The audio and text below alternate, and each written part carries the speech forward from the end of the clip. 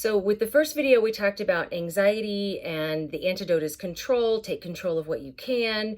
For a lot of people, that involves schedule and creating some structure.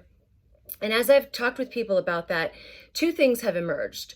Well, three things. One, some people are doing great with it, and they're finding that it really keeps them on task and helps them stay focused and not spend too much time in their head, or not spend too much time not getting things done and then feeling guilty about that. Another outcome is people are feeling overwhelmed by the schedule. So maybe they've put too many things in, or there's too much of that responsibility on them, and it's just really overwhelming them. And then another thing is finding that some people are having a hard time sticking with a schedule. So they're just really struggling to stick with that schedule they created. And it's a good schedule, it's time management oriented. It's not overwhelming, but they're just having a really hard time sticking with it. So I wanted to quickly address those two things with some input that I've given my patients over the past couple of weeks. So one is, if you are overwhelmed by the schedule, then I would suggest that you step back, take a look at your schedule, and see how realistic it is.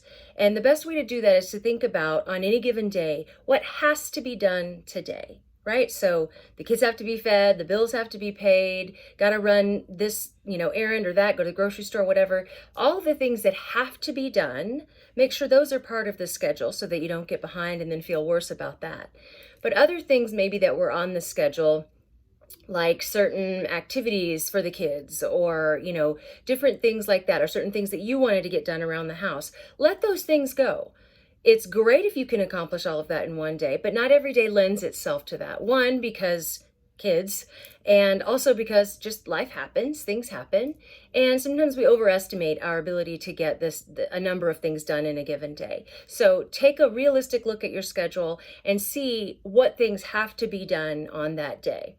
For those of you on the other end who are just finding that you did great with the schedule maybe in the beginning, and you're having a really hard time sticking with that, my recommendation is that you find some accountability. So we're gonna take it up the next level. The scheduling thing, we're gonna up level it, and we're gonna use accountability to help us stay on target with that. So assuming you've got a realistic schedule that's mindful of life and time constraints and limitations that we have right now, find some people in your life. It could be a spouse, it could be your children, it could be a family member, a friend, a neighbor, a coworker that you're separated from currently, and just ask them to help hold you accountable.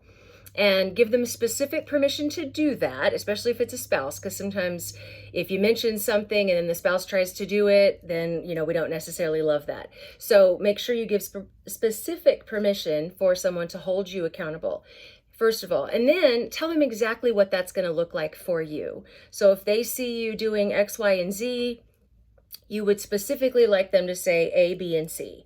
Or if they see that you're not doing D, E, F, and they would want to encourage you to do that, then give them the words that they can specifically say to help you accomplish that goal.